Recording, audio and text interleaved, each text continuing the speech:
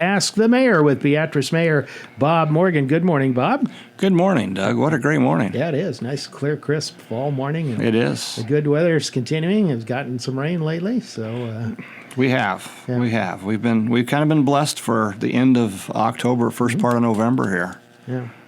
Well, everyone knows that Mayor Morgan's a big Chiefs fan, and of course I'm a lifelong Broncos fan. I was kind of hoping to rub it in today a little bit, but unfortunately my team on Sunday couldn't execute basic blocking on a chip shot field goal, so the Chiefs are still unbeaten, and my team's playing 500 ball. So congratulations. Yes. Well, thank you, Doug. I have a few other you and a few other of my friends that called me very disappointed after that block kick, but. Yeah. We managed to continue to win by a very small margin, so maybe this week they'll figure that little problem out.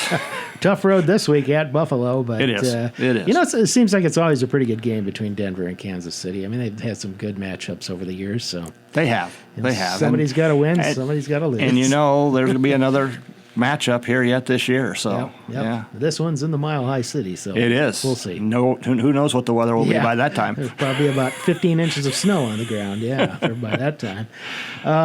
Starting out with some things on our list to talk about today. By the way, I was wondering, you got any prediction on when you're going to get the first snow and the snowplows are going to be out?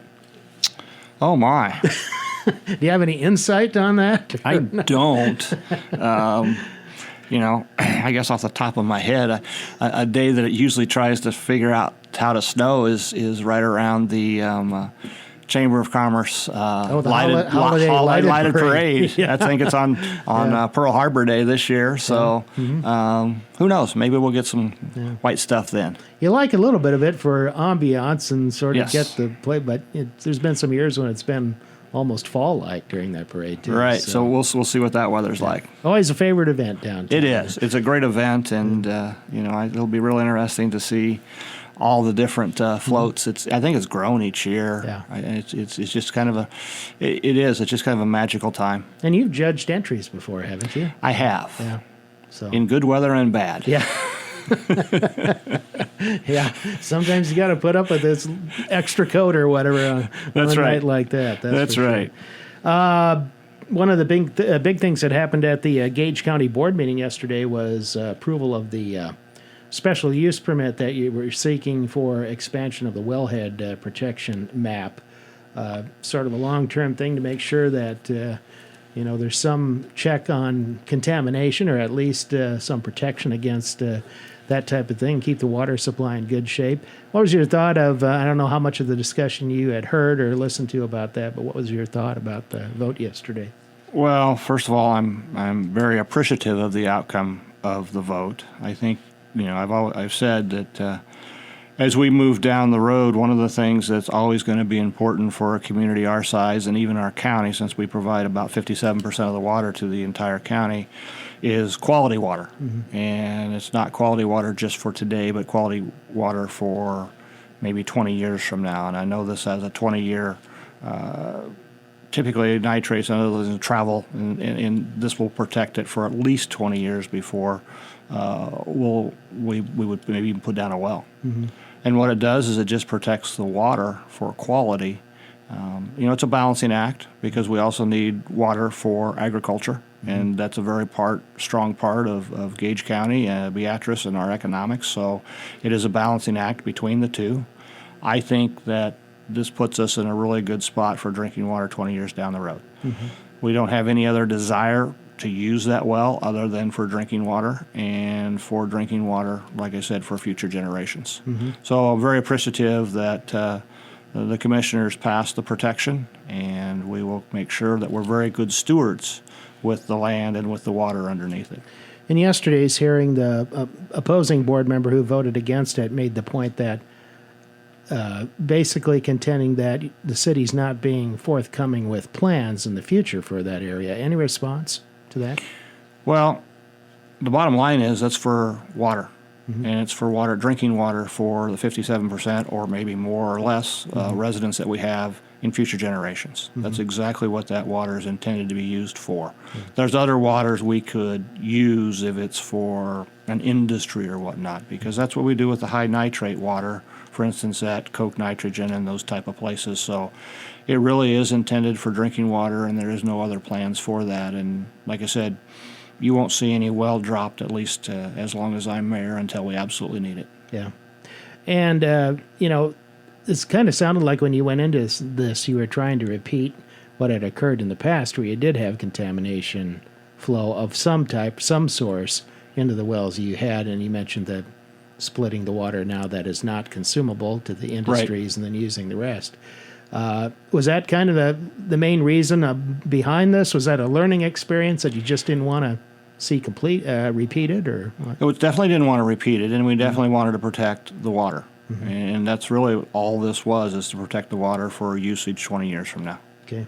All right. Think about, for me, that means it's maybe my grandkids or great-grandkids. It's not going to affect me any way, shape, or form. But I think we have the obligation to protect our resources for our future generations. Quantity-wise, you're sitting pretty good, aren't you? We are. Yeah, We are, It's not, yes. It's not like you're bumping up against the total amount of water available. No, or we're anything. not. Yeah. We're not. And I think there's been some efficiencies. I think the water that we're pumping out of the wells we have today, we're using less than we have in the past. So we're also trying to be conservative with what we have. A couple of things just to mention: that award to the WPC staff, wastewater pollution control staff, on the nonprofit association honored you with the best of your size in terms of sewer operations, plant operations, and best in class among cities the size of Beatrice. Kind of a nice little honor there. It's an absolutely great honor, quite honestly, because, there's just some departments that the city does a really, really good job with that aren't noticeable. WPC is one of them. It's the treatment plant. It takes care of our waste that comes down, and they take it very seriously, and they do an excellent job. I think when I was talking to them, that the best in class was kind of one of the last awards that were given out. I don't know if they were thinking they were going to get that, and then lo and behold, we got best of class for the city of Beatrice, and I think that just shows you, again, from the department head on down, the dedication of the staff that we have that takes their job very seriously. And that plant has seen quite a few improvements over the last, 5, 6, 7 years or whatever? It has, and it will see some more improvements. James could probably tell you a little bit more, but I know that we got some appropriations, and we're looking at some grants to continue to upgrade that plant. What was it? About 6 months ago, we did get our permit to operate for another 5 years. But in that 5 years, there are going to have to be more upgrades that are done, again, to be good stewards of the treatment plant. I think there's been some lift station improvements, too. And lift treatments, the grit screen, I mean, just a number of items that are in there that really help clean all the water from the waste. I think there was a fear at one time you were going to have to build an entirely new plant. There was. Depending on what was judged to be, are your operations efficient enough? Are they modern enough to handle today's, demand? But you kind of, in essence, almost done that, because there's been several improvements. But Correct. I imagine that's been a lot nicer than having to upfront the money for a Yes, it is. I mean, that would have probably have to be some type of bond in order to do it. I think we've done a good job from a financial standpoint, and James is planning these improvements to that plan in a manner that allows us to somewhat, quote unquote, pay as you go. Yeah. I think there'll be some improvements down the road that everybody knows are going to be expensive. At that point in time, you look about how you want to pay for it. But right now, they've done a really good job and have a high-quality operation at the WPC. Yeah. You're talking about winning streaks with the Chiefs earlier. Talk about a winning streak.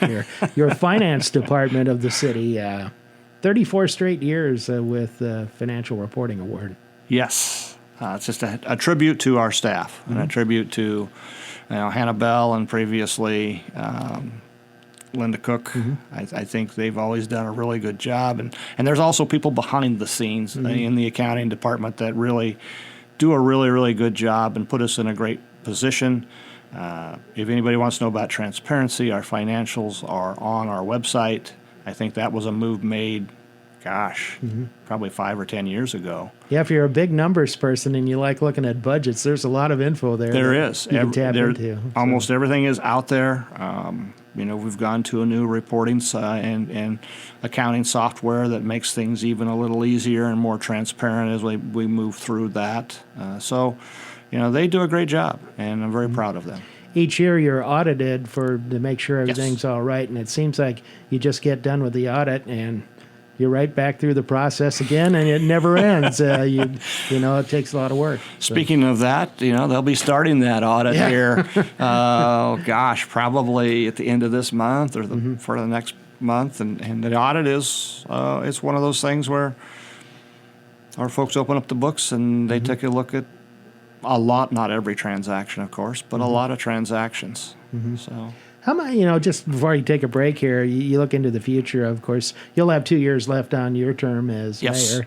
As you see those audits come down, they usually say, hey, there's nothing wrong with what you're doing, but they say, maybe here's 1 or 2 things you can do. Is there anything that kind of stands out in the future that, I know it gets pretty deep as far as, those recommendations. Yes, and I think the hardest part during all of that is, in some cases, it's a matter of how do we, lack of a better term, book some of the grants that we get and how we use the grants and when we use the grants, because that's a whole nother animal there. And every once in a while, it may not be in the right category. And so they'll come in and say, hey, I really think it'd be better if you do this. And so then we make those changes. But overall, from a financial standpoint, everything is in a very, very good position. There's checks and balances on everything that's done in the accounting department. And they have some really strong, what I would call policies and procedures of cash in, cash out. And I think that's the other thing that the auditor group will always look at, is they'll look at those policies and procedures that we have, and they're not afraid to also say, hey, if you do this, it even strengthens any type of risk of embezzlement or misuse of funds. And, talk about grants. I'm sure you're not the only city that faces that, because there's so many grants out there. There is. And it's very competitive, so cities are looking at other ways to fund operations, because we all know nobody likes to pay property tax, and Correct. Not every city has a local sales tax. Most have gone in that direction, but sometimes you have to seek those other sources of funding. And if I remember correctly, we've been very fortunate with grants this particular year or in this fiscal. Of course, we got the big raise grant, but the other grants that we've got, I think we're nearing almost $40 million in grants. Just for a single budget year or a 2-year budget period? Probably 2-year period. I'll have to double check that number, but it's getting up there. And you're right, Doug. That basically helps us when it comes to property tax. Yeah. And it is money citizens have already paid in at another level, so you're getting a return on what you invest. We are. That's one of the complaints that I do here is, well, you're getting, this grant money and we're paying into the federal government. But as I've said before, it goes to some community, and I just as soon have it be in our community to help us. Somebody's going to outdo you for a grant. That money's gone, and you don't see it again. Won't be coming back. Yep. We'll be back with more on Ask the Mayor with Mayor Bob Morgan in just a moment.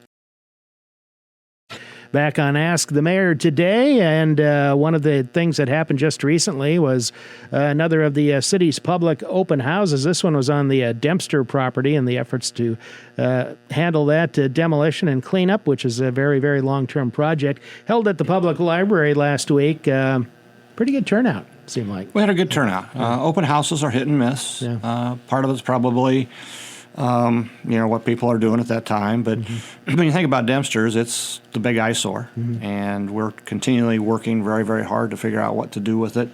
I think Ted Fairbanks and his team have done a good job of finding all the ins and outs, and one of the things that you do when you're going through the grant process is you have an open house.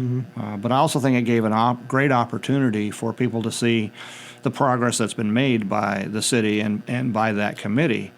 Because when you drive by, all you see is the big building, and you don't see all the other small things that go into getting, as I've always said, it's kind of like how do you eat an elephant one bite at a time? And there's been a lot of bites that have been taken to move to this point. And so I think we're in pretty good shape, at least as a game plan. One of the hardest things to wrap your hands around is we don't actually own the biggest eyesore, which is the biggest building. And I believe we're going to get part of that building because it sits on 2 parcels. And we're going to get part of that building at the end of this year, somewhere this month or the beginning of next month. And then I think the second piece we'll be able to purchase with foreclosures, I don't know, I'm thinking in the second half of 2025. One of the parcels, I think, was part of district court this week. I think there was a hearing on that. I didn't get a chance to see it yesterday, but Sure. Progress on the legal side of things is going there. So. It is.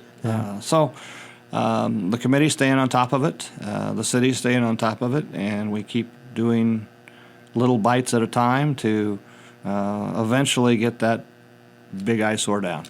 I was driving by there, it was either yesterday, maybe the day before. There was some work going on the street, kind of the southeast corner there. What was that about? Was that? It looks like they're doing a new reworking the drain, the sewer area where the water runs down, the stormwater. Okay, right. Had nothing to do with the building itself. Doesn't look like it. Things like that. It's pretty close to the building. It is very close to the building. Yes.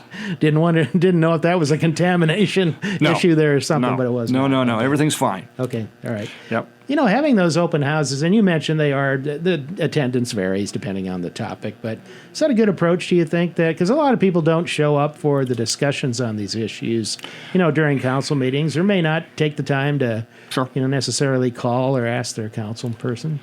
Well, I think it's the best way that we have to get public input, and I think we try to advertise them as well as we possibly can. And the other thing that people also need to understand is when we do apply for grants, a lot of times that's a requirement, like Safe Streets for All. That was done with the grant funds. And for Safe Streets at All, we had, I think, 2 open houses. And both those houses were part of the requirement of applying for that grant, receiving that money, because we do want people to come and we do want people to see what we're doing.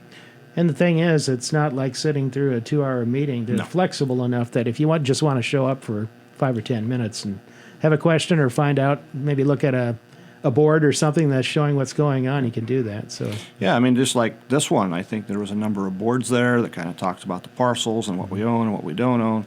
But I think there's also a really nice PowerPoint, as I know there was, and a little seating area where you could kind of sit and look at all the different things of the Dempster and the history and where we got up to this point. So, with technology, we've been able to bring in a number of new features at these public open houses. And so you're right, Doug. Somebody could get there at 4, walk through, ask for a few questions, and they're out of there by 4:15, 4:20. I know you were asked about it, but you probably can't do it from a safety reason. But boy, would it be neat to have one of those open houses on the interior to give people what that really looks like, because that's an eye-opener, just viewing what it used to be like and what it's like now. So yes, that would probably be very well attended. The liability risk is just not worth it. Not a good idea. We would not want somebody, going through that building. It was, like you said, a very eye-opener, and we don't want anybody to get lost in the basement. Yeah. It's a dark place down there. Boy, it is. Kind of like a potential paranormal episode or something like that. Yeah, it's quite amazing down there. This week, a different jurisdiction, but the Beatrice School Board took a step to try to sell portable buildings in the metal building that's located at the former Paddock Lane site. Of course, the city is acquiring the school sites. Does that work in well with your schedule as far as what they're wanting to do, or how does that work? Well, it fits in what we're trying to do. Okay. Again, we'd like to see that all transpire and get everything squared away yet this fiscal year or this calendar year. So it kind of depends on if it slows us down or not to get that property. But I think it's a good way to move forward. We analyzed our situation, don't have a good use for that building. There's going to be a cost in tearing, dismantling and remantling it. So I think it helps the Beatrice Public Schools if they can sell it and get a good price for it. And it helps us because it's off of the property and it's a building we wouldn't have to demolish because it still has life, and you hate to demolish things that have a life. It's one of two school sites that you hope to have residential development in. That is correct. At some point in the future. In the very near future, we hope we continue to move forward. I think if you look at some of the goals of Engage and you look at some of the goals of things that hold us back from growing, is affordable housing. Mm-hmm. And if you look right now, I think, again, there's not a lot of houses on the market. These are going to be planned residences. This won't be low-income homes, but it'll be moderate-priced home. And now a moderate-priced home today might be $275 to $375. Yeah. So we have to keep that in mind that, what moderate price was 5 years ago is not moderate price anymore. Yeah. So about everything's not moderate price anymore. But by the way, just before we take a break here, the housing development that's going to be going out on East Scott there, not too far from the high school. Any word on that? I know looked like they were still doing dirt work there or preparing that, but is that getting close to maybe seeing something going up there? I know we're in the kind of time of year when it's probably not the greatest time, but that one I can't answer. Okay. I know they keep moving forward, and you'll probably see something, but again, is it going to be in November or is it going to be more in March? I don't know. All right. Back to wrap up Ask the Mayor in just a moment on KWVE. Just a few minutes left to talk about a few things.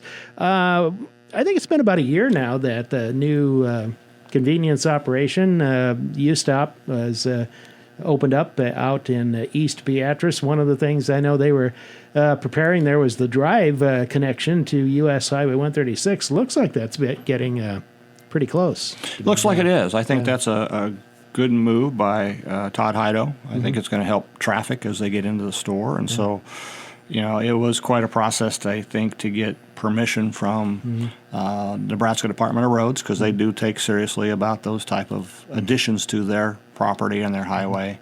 I think it's turning out very well. Kind of wonder if just maybe rain recently has maybe delayed it a little bit more, but you can't always count on the weather to be perfect for you. But that'll be nice when that is done.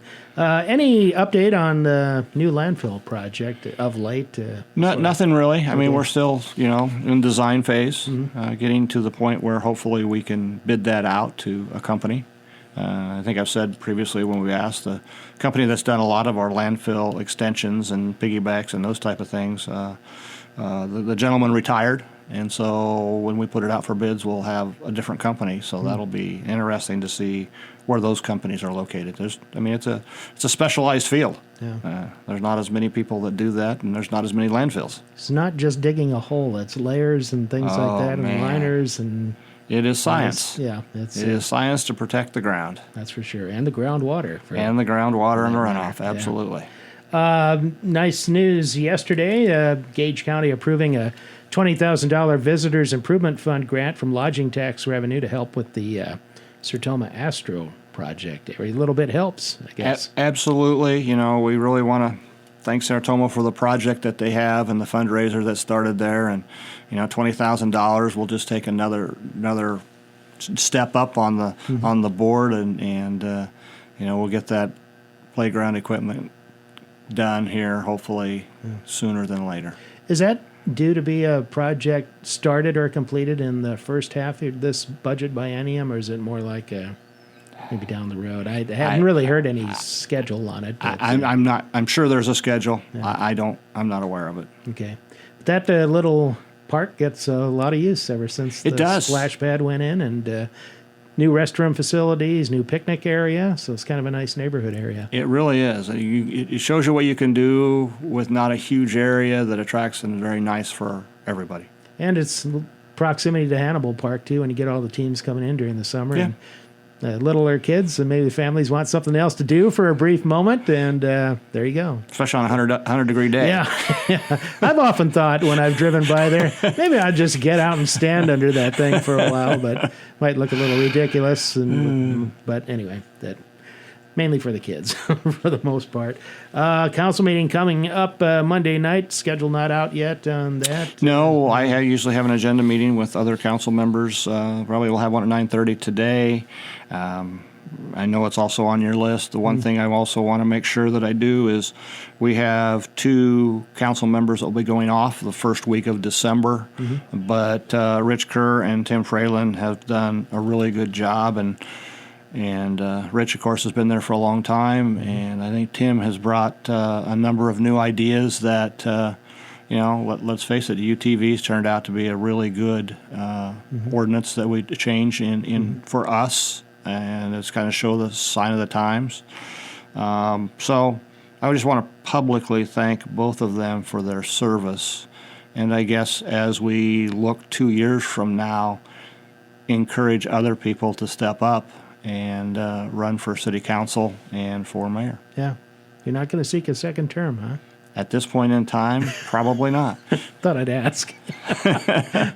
always nosy, just a little bit there. But. You always say never say never, because then you end up doing that. Yeah. But it's one of those things that you have to weigh out. And I think I publicly said that it would be nice to have somebody younger.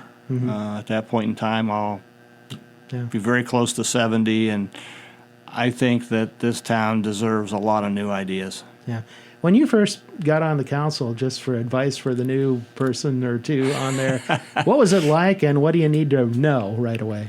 Well, I think to keep in mind just a couple of things. Number one, you want to make sure that you try to do what is best for the majority of the people in the community. Sometimes the people that are against something are going to be the loudest, but also the minority. And so you have to really look at whatever you vote on is for the best thing for the community at large, not a 1 or a 2 person agenda. And there have been a lot of persons in the past where kind of an inability to build consensus and get enough votes to advance things. You struggle if that's the approach you take sometimes. Right. So I think that's the number one is just always, and be true to yourself. Yep. And know that if you're trying to do the right thing, it's the right thing. All right, Mayor, thanks for being with us again. You bet. Thank you.